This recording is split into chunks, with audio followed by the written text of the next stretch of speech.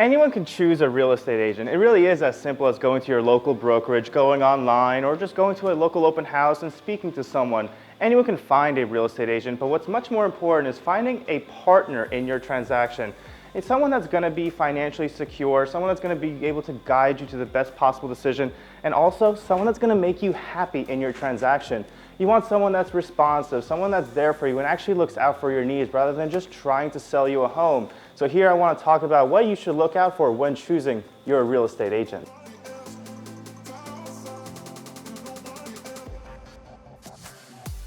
Many buyers, sellers, and even agents think that it's the agent's job just to sell a home, to help a buyer buy one or to help a seller sell one. But in reality, it is so much more in depth than that. A real estate agent should be financially literate. They should be somewhat of a psychiatrist, and they should always be a good person looking out for their clients' interests.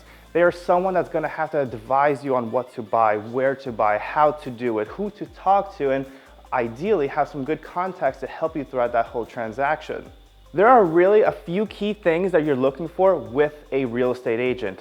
As I mentioned, the first one is someone that is financially literate. This person is going to be advising the most important transaction of your entire life, whether buying or selling.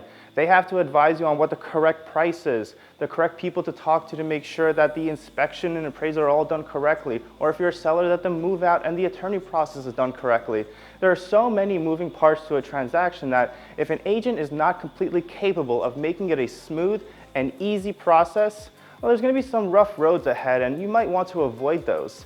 In financial literacy, the agent should be, at least on the buyer side, able to tell you what the costs are going to be, what the historical appreciation rates have been, or depreciation rates. And if you're a home seller, that agent should have market data, tons of it, to guide you to the correct listing price so that you don't underlist a home and potentially sell it for less money than you should have, or overlist a home and it sits around on the market and ultimately sells for less than it should have simply because it sat on the market and changed buyer perceptions.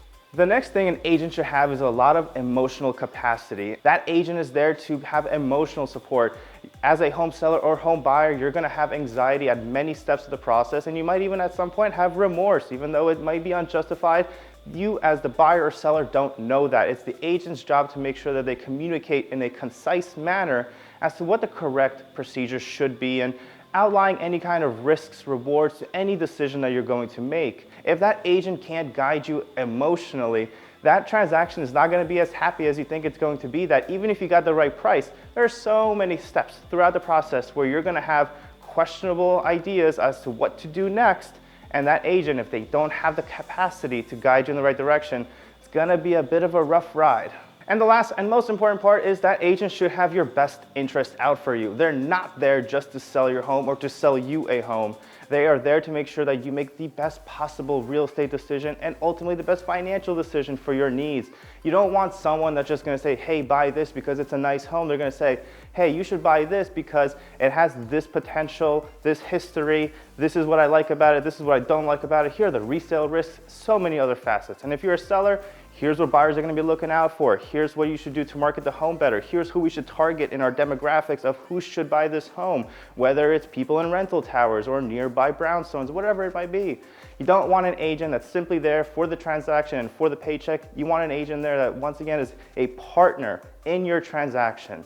So I hope that the agent that you ultimately choose is the right agent for you. There are a plethora of great agents out there. You can find all of their reviews on Zillow, you can talk to them, you can get acknowledged with who the person is on a personal level and on a business level. You want both to really meet for your specific needs. So make sure you spend a little bit of time making sure you pick the right agent, not just hopping into the first person you meet online or at an open house, but actually dicing in, is this the right person? Should I talk to anyone else? And sometimes the first person you meet is the right person, but make sure you do your homework to find out that that's truly the case.